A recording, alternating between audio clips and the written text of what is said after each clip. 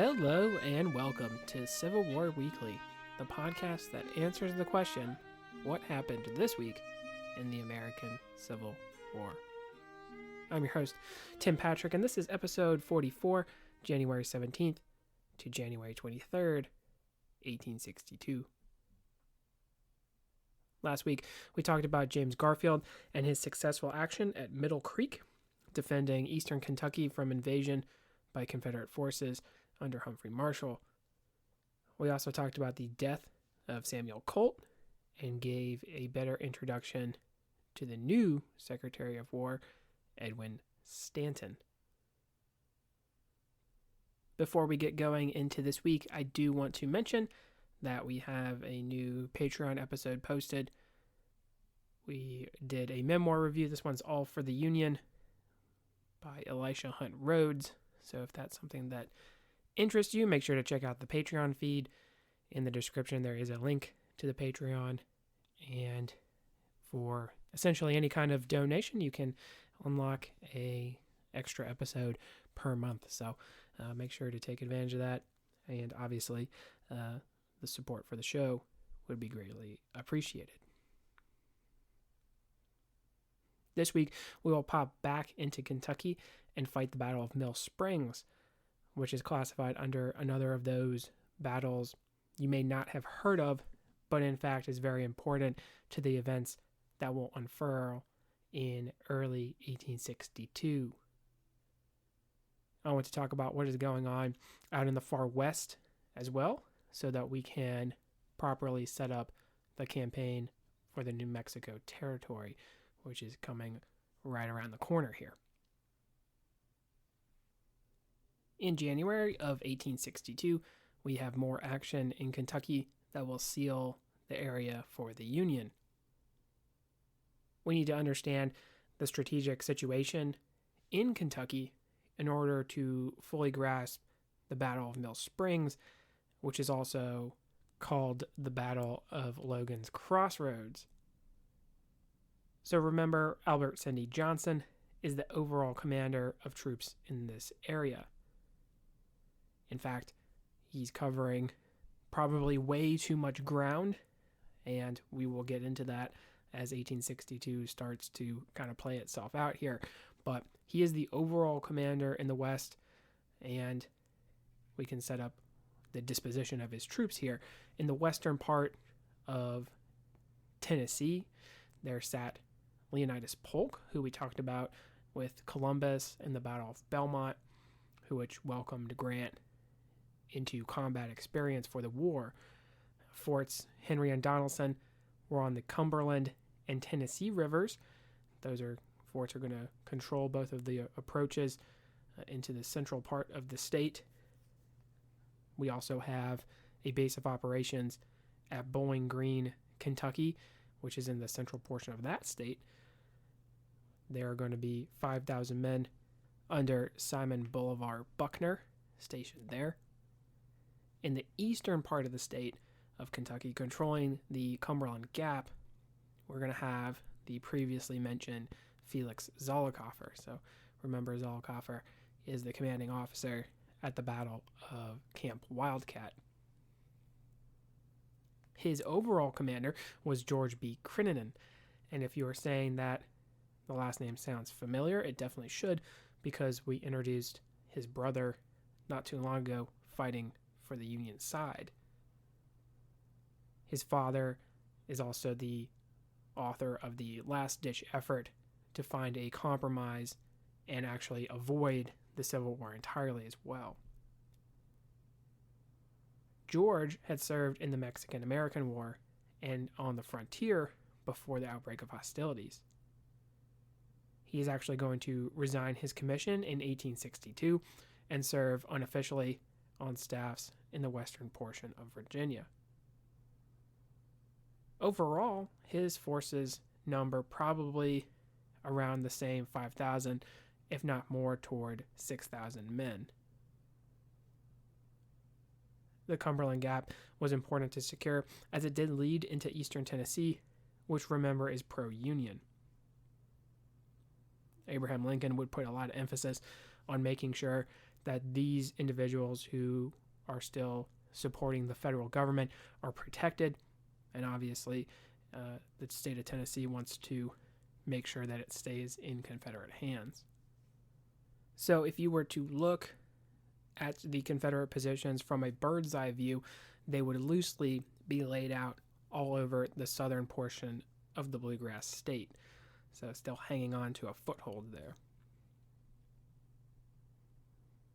Actually, back in late 1861, Zollicoffer would advance into eastern Kentucky. The reasons for this vary. It was officially to establish greater Confederate control in the area. We can see that the setback of Middle Creek in the eastern part of the state may have prompted this. It also could have been to link up potentially with Bowling Green and the troops there. If this line was made more secure, then obviously the Confederate position would be much stronger in southern Kentucky. Pushing out the perimeter would deny the pro-Union East Tennessee from that mentioned federal support. Personally, I think that Zollicoffer was also wishing to right the wrong of Camp Wildcat, having been defeated there back in 1861. Zollicoffer was operating almost independently of his superior Crittenden, who is criticized heavily for this campaign. George did not even arrive in the vicinity until shortly before the battle. In January of 1862, Zollicoffer and his men would find themselves on the north side of the Cumberland River. Retreating back to the southern side would provide a barrier between them and the Union forces farther north. Zollicoffer was actually ordered to withdraw back to the southern side, but he was not able to move back. The northern side was seen by him to be the better defensive position. My personal theory of redemption over his defeat at Camp Wildcat, I think, comes to play here because the son of Swiss immigrants would do so without having been ordered. George Thomas would be sent to deal with the rebel threat moving south with a force of around 4,000 men. We have talked a little about the Confederate plans, and here the overall war strategy comes to light. The Southerners were looking to maintain, while the North was going to push for conquest. Buell, who we mentioned last week as the overall commander in this area, would be tasked with taking Nashville. To do so, he would need to protect his eastern flank. The encroachment of Zollicoffer would pose a threat, but Buell would see the ability to take advantage of the political general's error. Beech Grove, the winter camp of the Confederates, had its back to the river. As the Quentin Tarantino movie *Inglourious Basterds* proclaims, you don't need to be Stonewall Jackson to know you don't want to fight in a basement. So too, we can now say you don't have to be Don Carlos Buell to realize you don't want to fight with your back to the river. Not sure if that one will catch on, but if you were able to use that in everyday life, I personally would be tickled. Thomas would also send for Albin Schupf as reinforcements to bolster his numbers. Crittenden would see the mistake by Zollicoffer and wish to take the initiative. If he could defeat Thomas first, then deal with Schupf, there might be a chance to save the mistake made by his subordinate. Fun fact, George had been captured fighting for the Texas Republic against Mexico because he had fought with his back to a river, so at least he understood the predicament that his men were now in. We should point out that oftentimes weather has a great effect on history, and this campaign is no different. As the Union forces marched to meet the Confederates, they became bogged down by the elements. It was cold and rainy, and the men became miserable. The march was slow as the roads became muddy, and we have talked about how that would dampen campaigning in the winter. So Thomas would stop at a place called Logan Crossroads. Crittenden would arrive and assess the situation at Beech Grove. Retreat back across the Cumberland now seemed to be off the table, as the river had swelled with the rains. The Confederates will move out facing cold and rain of their own. Zollicoffer and Crittenden do not properly use cavalry, and there is very little reconnaissance conducted. They would march their men up the road and engage the enemy wherever they found them. A small portion of Confederate cavalry at least lead the column and make contact with the advanced pickets of the 1st Kentucky Cavalry and 10th Indiana. Eventually, Zollicoffer's brigade will be brought forward, providing enough pressure on the advance units to push them back. The 10th Indiana would be joined by the 4th Kentucky along a fence line bordering a cornfield which was along the road. In an effort to flank the Union position, the 15th Mississippi, the lead regiment of Zollicoffer's, would file into a wooded ravine to take cover. The commander of the 4th Kentucky, that is to say the 4th Kentucky U.S., is Speed Smith Fry. Fry was a former lawyer and county judge native of Kentucky. He had been a captain of volunteers during the war with Mexico and was a strong, opinionated supporter of the Union. So it was Fry who reportedly would jump on a fence line and hurl insults down at the Mississippi infantry, whose taking of cover was deemed cowardly. The Mississippi regiment would oblige the enemy officer and attempt to assault the Union position, taking heavy casualties.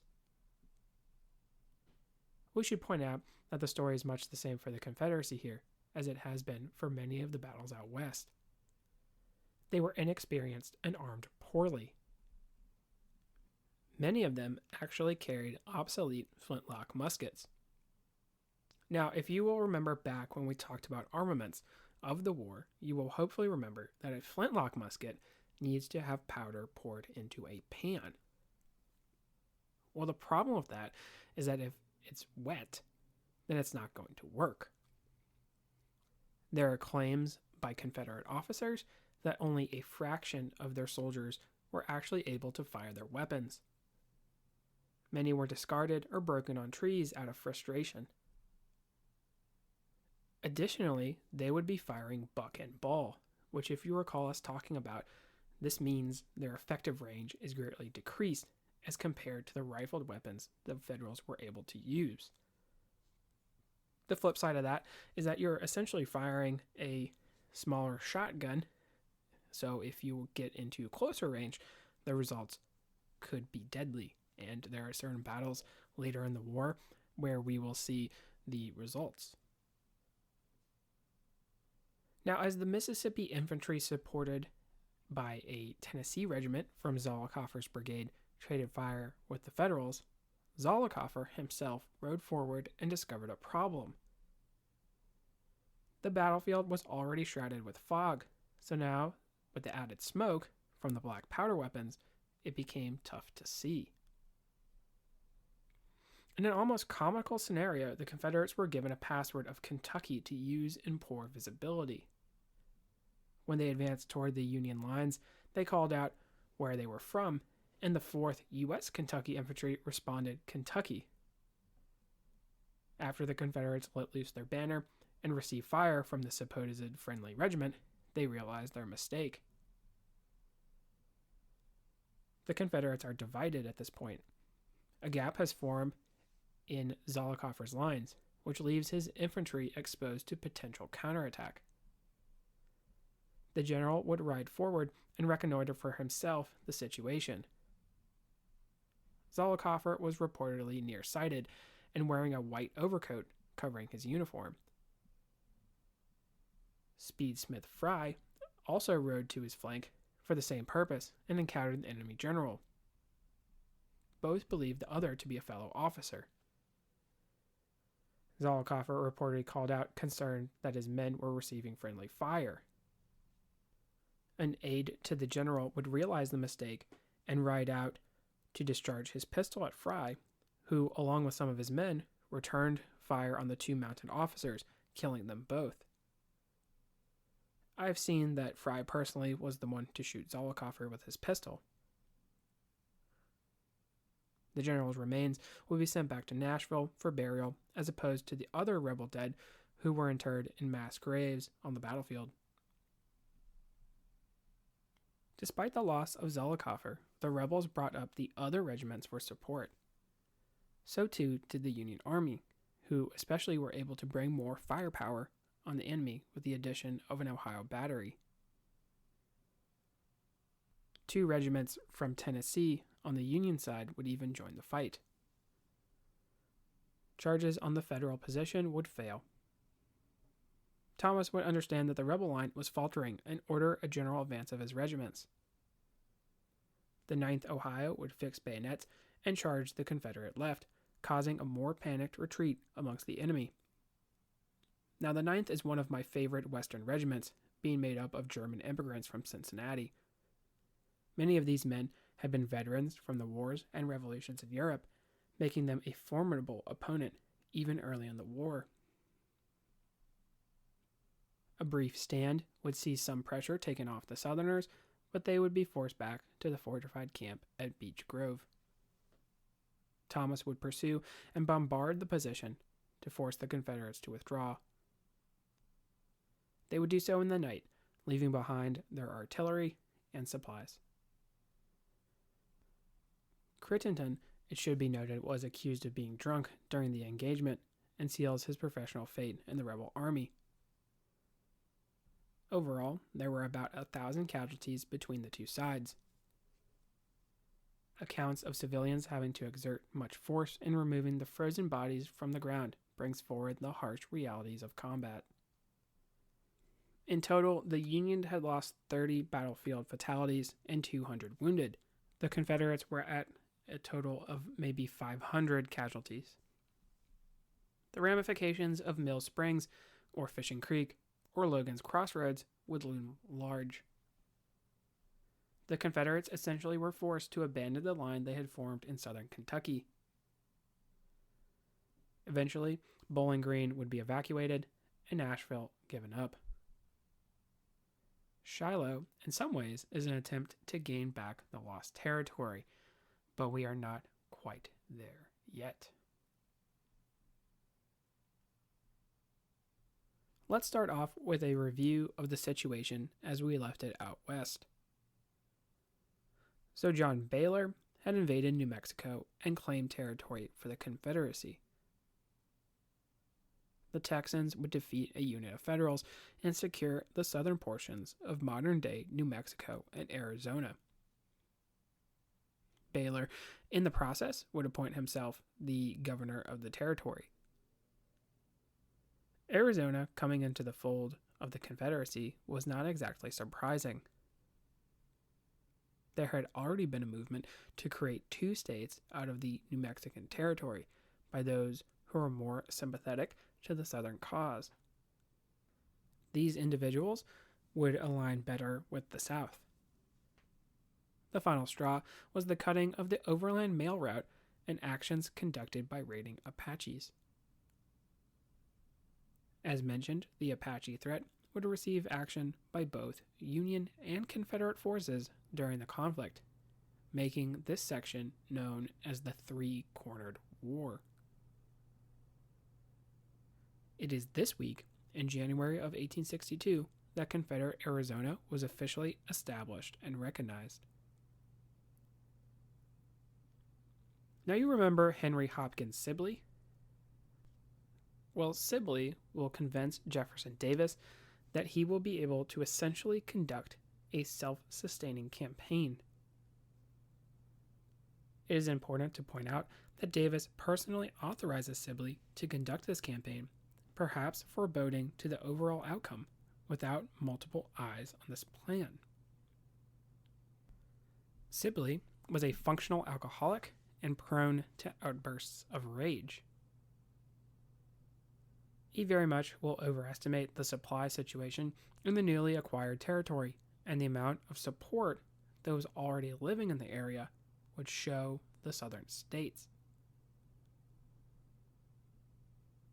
Part of the problem that we may not necessarily think about was that the Texans had already invaded New Mexico back in the 1840s. Back in the 1840s, of course, New Mexico was actually part of Mexico, right? Mexico, if you recall, had not recognized the Texas Republic. And I guess a sort of benefit of that, if you will, is that if you are in the Republic of Texas, that would mean you are free to raid their territory. So, as a part of this lower level action, Texas would move into modern day New Mexico during an expedition. Ultimately, it was an unsuccessful venture, the members of the expedition being captured by the Mexican army. But there was an interesting side effect for this region. New Mexicans still did not like Texans, and because Sibley's army was made up of Texas men, there would be an added incentive not to aid their invasion. Mothers in New Mexico would often tell their children, "Watch out, or the Texans will get you," as a kind of boogeyman. A great example of the attitude that many had who still remember the 1840s and still remember the previous invasion. The ability to capture enemy supplies and use the local populace was what Sibley banked on. Now, if you think that sounds familiar, it probably should, because the same strategy was taken by Humphrey Marshall in his campaign that ended at Middle Creek in Kentucky. Likewise, incursions into Missouri were similar. Now, was their inspiration taken from these different areas? I think quite possibly. I think it also highlights the overall Confederate war plan of maintaining their territory. The only truly offensive campaigns would not waste resources that were seen as more valuable in defending the South, especially in the crucial East. Sibley's army would make its way from San Antonio to Fort Bliss, modern-day El Paso. In the process, he would lose approximately 500 men to disease and desertion, thus seeing the command begin with a setback. Baylor would not get along with Sibley, which is not really a shocker considering he was not an easy person to get along with. Sibley would want to send Baylor further west, even as far as Arizona, or modern day Arizona that is, obviously still not truly grasping the situation. What Baylor had compared to what he would see in Arizona and potentially the kind of reinforcements that would arrive from California, the math just doesn't add up there. But what is the Union Army doing exactly? Remember, we have Canby taking control of the Union forces in the region. The defeat of Major Lind was a major setback and displayed that there would need to be additional troops necessary to defeat the Confederacy. Local volunteer regiments were raised, notably one under Kit Carson. Carson, who could not read or write and had to dictate and have his orders dictated to him, was a major morale influence on the New Mexican volunteers. Obviously, at this point, he's local famous, right? Canby and many others in the regular army, though, were not convinced that New Mexicans were going to get the job done. Regiments were raised in Colorado among the gold mining community, making rugged and rowdy soldiers. Additionally, a contingent was raised in California and would be marching from the west to join the Union cause. Additional reinforcements from Kansas would be on the way, although it would take them a long time to arrive. Thus, the pieces are almost all set on the board for the New Mexican campaign, and we will see it played out. That should do it for this week. We had the important Battle of Mill Springs in Kentucky that will change the defensive line formed by the Confederates in that theater. We were also able to head out to the southwest and set up the campaign that's about to happen here in February and March. Next week, we will begin the campaigns for Fort Henry and Donelson, making sure we right the ship to the rocky early beginnings to the Civil War career of one Ulysses S. Grant. If you like what you hear, please make sure to leave a review. Posted in the description should be a link to the website, Patreon, as well as Venmo information. Support for the general upkeep of the show would be greatly appreciated. Feedback is welcome. Questions, comments, concerns. The email is cwweeklypod@gmail.com. Thank you all so much for listening, and have a great week.